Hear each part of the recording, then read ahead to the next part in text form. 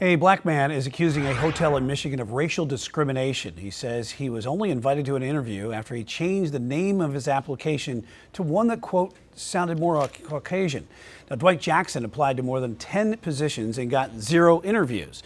He then applied under the name John Jabrowski and used the same resume and cover letter as before, and he was contacted for interviews the same week. Jackson says he was told following the interviews that he was no longer a viable candidate for the position.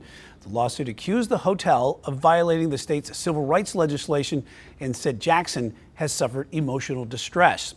Now, we are joined now by Chief Legal Analyst Khalif Rhodes. Khalif, is there racial profiling here from Jackson to Jabrowski?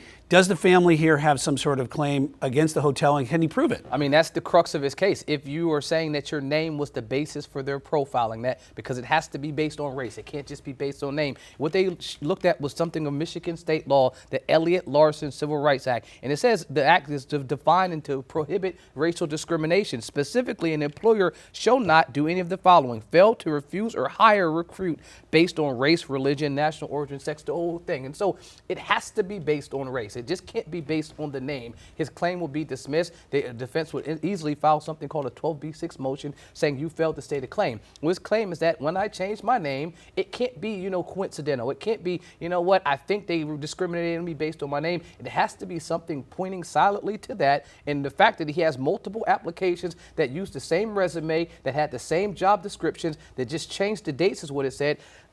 It would seem that it may be pointing to that because, as we were talking before, I only know one white, Dwight, and that's Dwight Eisenhower. I give him credit for Jabrowski. That was pretty clever. I don't know many black Jabrowskis. So I think he was trying to figure out a way, to do his, social science experiment there to see, well, would I get a call back? But on his face, it seems like it's there. But obviously, the court will want to show more that you have a deeper connection between just the name and something other than that.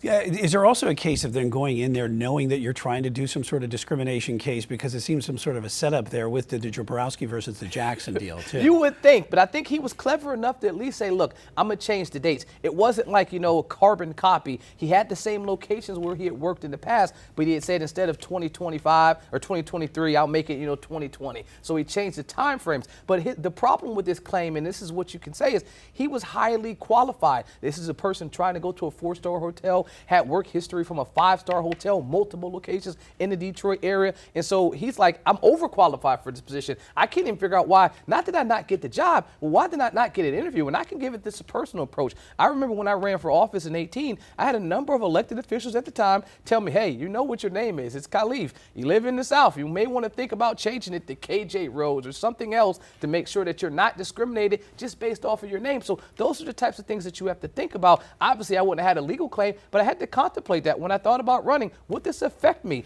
This individual was thinking, hey, I'm not getting calls back for jobs that I've clearly qualified for.